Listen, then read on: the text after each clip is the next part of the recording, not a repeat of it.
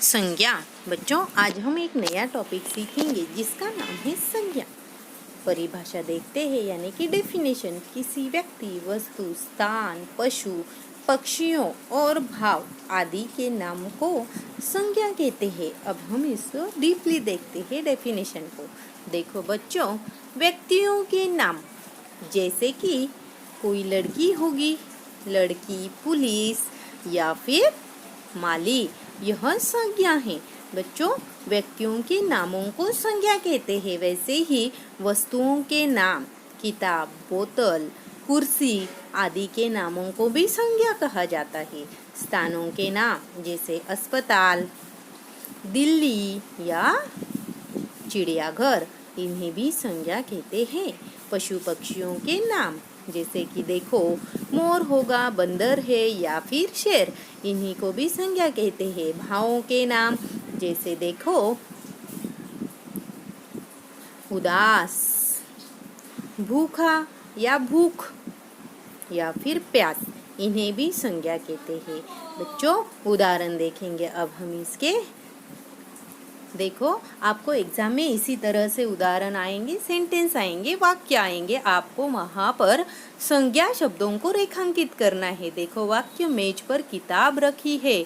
इस वाक्य में मेज और किताब, देखो मेज और किताब यह वस्तुओं के नाम हैं, इसीलिए इन्हें संज्ञा कहते हैं। एग्जाम में आपके सामने वाक्य होगा तो संज्ञा को आपको अधोरेखित करना है, रेखांकित करना है। जैसे कि फॉर एग्जाम्पल, राम पाठशाला जा रहा है। इस वाक्य में राम व्यक्ति का नाम है, पाठशाला प्लेस का नाम है, इसीलिए यह दोनों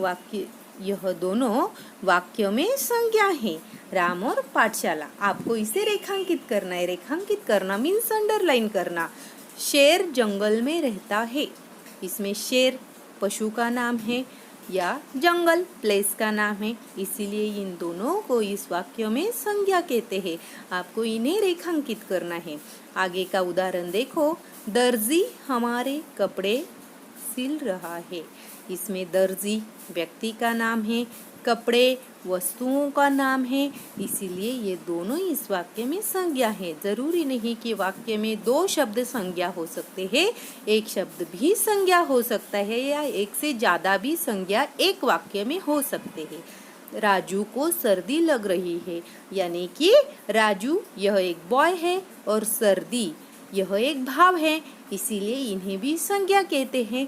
बच्चों, again I am repeating here कि एक वाक्य में ज़रूरी नहीं एक ही संज्ञा हो, एक से ज़्यादा भी संज्ञा हो सकती है या एक भी हो सकती है। अब हमने कौन कौन सी संज्ञा देखी है? मेज, किताब, राम, पाठशाला, शेर, जंगल, दर्जी, कपड़े, राजू, सर्दी। आप सब यह नोटबुक में कॉपी करोगे, यानी कि नोटबुक में लिखोगे।